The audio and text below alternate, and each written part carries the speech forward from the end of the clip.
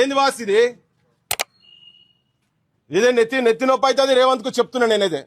నెత్తి నొప్పి అయి కూర్చుంటది. మొన్న ఉట్టిగా మాట్లాడినాం, తెలంగాణ మొత్తం రగిలిస్తాం చూడు. మరి దొంగ కేసులు పెట్టొద్దు, నిజమైన కేసులు పెడితే తీసుకుపోమని చెప్పి ఏం లేదు. అలా మాట్లాడిన మాట ఒకటి, పెడుతున్న కేసు ఒకటి, నీకు ఎఫ్ఐఆర్ కూడా పంపించినా చూడు. మాట్లాడమని చెప్పు, లేకపోతే మాత్రం గడబడవుతుంది. ఉన్నది చెప్తున్నా నేను.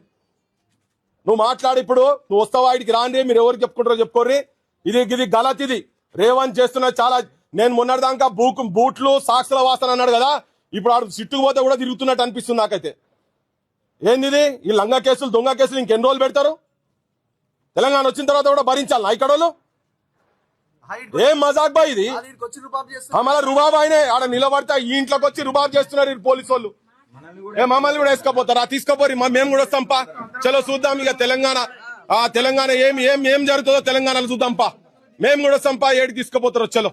ఆయన అన్న మాట కనుక మీరు రికార్డు చూపియండి, రమ్మని లోకల్ పోలీసు కూడా ఎవరు వస్తారో రాండి, మమ్మల్ని కూడా తీసుకుపోయి లోపల పెట్టుంది. ఒకవేళ తన మాట్లాడిన మాట తప్పు మాట అయితే మేము ఏడికెళ్ళి వెళ్ళిపోతాం.